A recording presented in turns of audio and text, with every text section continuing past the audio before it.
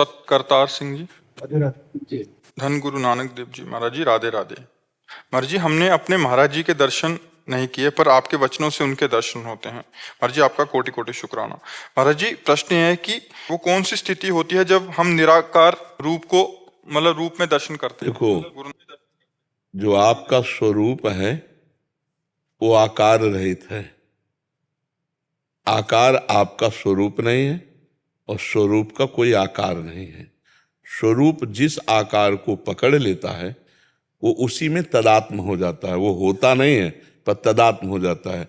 जैसे हम उदाहरण में बता रहे हैं आपको, एक आदमी रिक्शा चलाता है और उससे कहो ए रिक्शा, खड़ा हो जाएगा ना? क्या वो रिक्शा है क्या? उसने रिक्शा पर तदात्म कर लिया तो ए रिक्शा कहने से खड़ा हो गया। कुछ दिन बाद उसने फिर टैक्सी खरीद ली। अब उससे कहो ए रिक्शा तो नहीं खड़ा होगा। उससे कहो ए टैक्सी, वो खड़ा हो जाएगा। वो टैक्सी है क्या?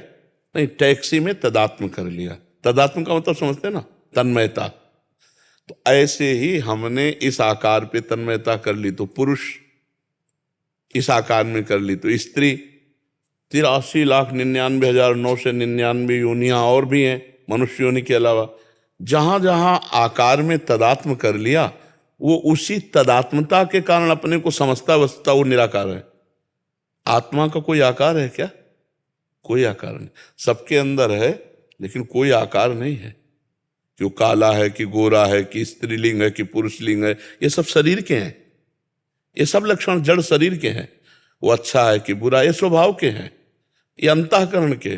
वो इन सबका साक्षी है। वो जो सबका साक्षी वही परमात्मा है। वही तुम में भी है, सब में है। अब हम लोग फंस गए आकार में। आकार में फंस गए ना, ईमानदारी से देखो, आकार में फंसे कि नहीं? तो आकार से ही हम निराकार तक पहुंच सकते हैं। हमारे जो गुरु हैं वो आकार रूप धारण करके आए कि नहीं आए? निराकार तो नहीं, शब्द निराकार नहीं है, शब्द भी आकार है। जैसे हम बोला राम, तो आया ना आपके दिमाग में आकार, राम। शब्द आकार, शब्द देने वाले गुरुदेव आकार। उनकी आराधना करके जब हम आकार की आराधना की तो हमारा जो आसक्ति इस आकार में था उसे कम होने लगेगी, क्योंकि हम आसक्ति गुरु में करने लगे ना। और जे ही गुरु में आसक्ति की पूर्ण रूप से, तो गुरु की कृपा से जो निरंकार है, जो निराकार है, अपना स्वरूप, गुरु का स्वरूप, वही परमात्मा है, परमेश्वर है। वही परमेश्वर है। ये अनुभव होता है अपने आप से, अपने आप का। ये बुद्धि से अनुभव नहीं होता, क्योंकि बुद्धि तो उसके द्वारा प्रकाशित है। समझ रहे?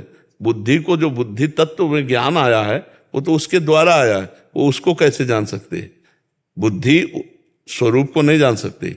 स्वरूप बुद्धि को प्रकाश दे रहा है। अपने द्वारा अपना अनुभव होता है। अब अपने द्वारा ये बात कहें तो तुरंत शरीर पे आएगी दृष्टि? नहीं। हाँ, यही दृष्टि हटती है गुरु उपासना से, गुरु वाणी की कृपा से, गुरु उपासना से यही दृष्टि हटती है। ध्यान मूलम गुरु मूर्ति, पूजा मूलम गुरु पदम, मंत्र मूलम गुरु वाक्यम, मोक्ष मूलम गुरु कृपा। कोई आज तक ऐसा एक भी नहीं है जिसने अपने गुरु की, परमेश्वर की आराधना ना की हो और उसे बोध हो गया हो, तत्वबोध हो गया हो। तो अपने आकार रूप गुरुदेव की शरण होकर आकार रूप नाम वाणी, जैसे हम कह रहे हैं ओम, तो आकार आया कि नहीं आया? कि ओम का क्या आकार है? आया कि नहीं आया? ओम, तो आ गया ना आकार। इसी से हम निराकार में पहुंच जाएंगे। आकार सीढ़ी से निराकार में अनुभव में आ जाएगा। वो ऐसे अनुभव में नहीं आता। वही आकार धारण किए वही निराकार है। जो निराकार है वही आकार है, जो आकार है वही निराकार है। अंतर इतना नहीं। जैसे पानी और बर्फ में क्या अंतर है? पानी ने आकार धारण किया तो बर्फ में है क्या? पानी ही तो है ना। और जब बर्फ का आकार पिघला तो पानी और बर्फ में जैसे भेद नहीं, ऐसे आकार और निराकार में भेद नहीं। वही परम तत्व विराजमान है। हम जहाँ धारणा करते हैं वैसे ही धारणा से हमें अनुभव में आता है। जैसे हम प्रगट में श्री विग्रह विराजमान करके, मूर्ति विराजमान करके आराधना करते हैं, तो इसी से हमारे अंदर जो भगवान विराजमान है वो प्रकट होने लगते हैं। अब बाहर के, जब ध्यान आया तो बाहर की आरती, और जब अंदर हुए तो अंदर की आरती शुरू है, वही बाहर है वही अंदर है। ये नाशवान मायाकृत है। ये इसे हम सत्य मान करके अपना स्वरूप मान रहे हैं कि मैं हूं, तो यही भ्रम हट जाए तो तत्वबोध हो जाए। इसीलिए गुरु आराधना, इसीलिए नाम जप, इसीलिए भजन है। धीरे धीरे अज्ञान मलिनता हटे और ज्ञान प्रकाश आवे तो हम देख पावे कि हम शरीर नहीं है, हम मन नहीं है, हम बुद्धि नहीं है, हम स्वभाव नहीं है, हम परमात्मा स्वरूप है, परमेश्वर स्वरूप है। समझ रहे जी? साक्षी जी हरिद्वार से। राधे राधे। जी महाराज जी आपके चरणों में कोटि कोटि प्रणाम। महाराज जी आप कहते हैं कि जो भी कार्य करें अभ्यास पूर्व रहें, चाहे पढ़ाई करें या व्यापार करें। गुरुदेव कभी कभी अभ्यासरत रहने के लिए सत्संग का समय निकल जाता है। गुरुदेव मार्गदर्शन करें कि उस समय किसको मानता दें, कर्म को या सत्संग या नाम जप को? नहीं, जैसे आप पढ़ाई पढ़ रहे हो तो उस समय आपको पूरी एकाग्रता पढ़ाई पे देनी है, क्योंकि वो भी भगवान की एक पूजा है। जैसे हम भगवान की पूजा करते हैं ना, अलग अलग भगवान को भोग लगाते हैं, भगवान की आरती करते हैं, तो ये पूजा है ना अलग अलग। तो ऐसे विद्या अध्ययन अपना कर्तव्य है।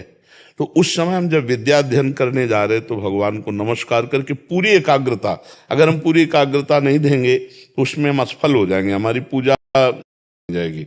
हम जिस डिपार्टमेंट में जो कार्य कर रहे हो पूरी एकाग्रता से ईमानदारी से करें, बीच बीच में भगवान का स्मरण करते हैं। जैसे हम 5-10 मिनट में एक बार बोल लिया राधा, अब क्या परेशानी है, कलम रोकी राधा, और 2 घंटे 4 घंटे 8 घंटे जो भी कार्य किया या पढ़ाई की, बाद में भगवान के चरणों में वो कर्म अर्पित कर दिया, उसे कर्म समर्पण योग कहते हैं।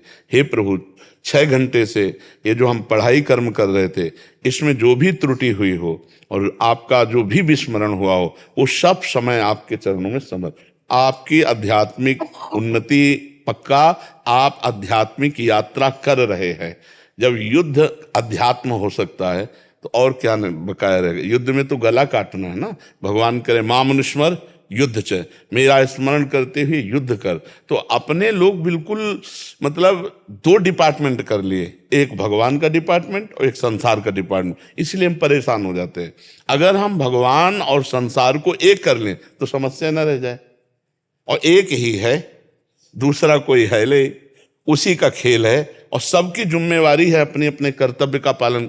कोई किसी की बहन है, कोई किसी की बेटी है, कोई किसी की पत्नी है, कोई किसी की माँ है, सबका अलग अलग कर्तव्य है और एक ही शरीर से कई कर्तव्यों का पालन करना है। इन कर्तव्यों का ठीक ठीक पालन कर लेने का मतलब है भगवान की आराधना।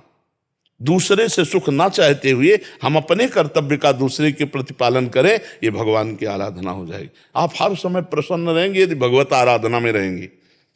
भगवत आराधना का मतलब केवल माला चलाना ही नहीं है, अपने कर्तव्य का सांगोपांग पालन करना है। गुरुदेव, जैसे मैंने अभी सीए की पढ़ाई पूरी करी और मैं व्यापार शुरू कर रही हूँ, तो उसकी वजह से जैसे आपने कहा अभ्यासरत रहो, तो रात तक लेट तक काम करना पड़ता है अपना सब कुछ। और ऐसा लगता है आपसे हम तब मिलते हैं जब हम सत्संग सुनते हैं। मतलब ऐसा लगता है हम आपसे उस दिन निकटता लगती है जब हमने सत्संग सुना। तो हमने भागवत सुनने का नियम शुरू करा, पर तब काम लगता है और अभी नहीं, हमें ये बताइए 24 घंटे में आप कितने घंटे काम कर सकते हैं जो बिल्कुल तन्मयता पूर्वक कर सकते हैं? गुरुदेव 10-12 घंटे। 12 घंटे 30 मिनट सत्संग सुन लीजिए। 30 मिनट 12 घंटे अगर हम काम कर रहे हैं और 30 मिनट हम सत्संग के लिए निकाल लेते हैं तो क्या हमारा घाटा हो जाएगा? 6 घंटे 8 घंटे शयन के लिए होते हैं, 12 घंटे काम के लिए होते हैं। तो आपके पास कितने समय बचा? मान लो 6-8 घंटे आप सो लें गृहस्थी में, संसार में। वैसे तो अब तो 3-4 घंटे का आदेश करते हैं साधक के लिए, लेकिन गृहस्थी में मान लो हम 7 घंटे 8 घंटे मान लो, और आप 12 घंटे काम करते हैं, तो 12 + 8 कितने हुए? 20। अभी तो 4 घंटे बचे ना। तो जो समय आप मनोरंजन में और व्यर्थ में देते हैं वो समय हमें दे दीजिए, आप महात्मा बन जाएंगे। आप इस प्रश्न, हमारे प्रश्न का उत्तर दीजिए कि आप 12 घंटे काम कीजिए और वो 12 घंटे ठाकुर जी को समर्पित करने के लिए 1 मिनट लगता है, ठीक है? इसके बाद आप 8 घंटे सोइए और 8 घंटे सोने को भगवान को समर्पित कर दीजिए। 20 घंटे आपके इसमें गए, अब 4 घंटे बचे हैं। 4 घंटे में आप क्या करेंगे? जो आप कहेंगे। 4 घंटे भजन कर ले तो महात्मा हो जाए। हम ये कहते हैं जो आप व्यर्थ समय देते हैं उस समय को भगवान में लगा दीजिए। आप जैसे ये पेश कर सकते हैं कि हमारे पास समय नहीं सत्संग सुनने का या नाम जप करने का, तो हम उसका विभाजन करके बताते हैं। आप बचे 4 घंटे, तो 4 घंटे में 2-3 बार भोजन के 1.5 घंटे हम छोड़ते हैं। आराम से भोजन पा लीजिए, और बीच बीच में राधा राधा भोजन में तो कह ही सकते हैं, भगवान को अर्पित करके भोजन पा लीजिए। अब आपके पास कितना समय बचा? 2.5 घंटे। आप उसमें 1 घंटा सत्संग सुन लीजिए और 1.5 घंटा नाम जप कर लीजिए। 2.5 घंटे आप हमें दे दीजिए, फिर देख लीजिए। 2.5 घंटे आप समय निकाल कर दे दीजिए अगर हमें, और आप अध्यात्म के अच्छे साधक न बन जाए तो आप हमें बताना, पर गलत मत करना, व्यभिचार मत करना, व्यसन मत करना, गंदी बातें ना देखना ना सुनना। फिर आप देख लो कितने अच्छे बन जाओगे आप।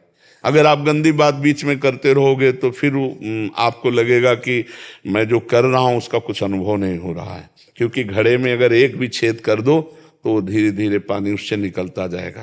तो ऐसे ही अगर हमारे दोष हैं गलत धर्माचरण विरुद्ध अधर्म आचरण, तो फिर आपको आनंद नहीं मिलेगा। हम पहले कह रहे हैं, अधर्माचरण का जब तक नाश नहीं होगा तब तक भगवदानंद का स्फुरण नहीं होता।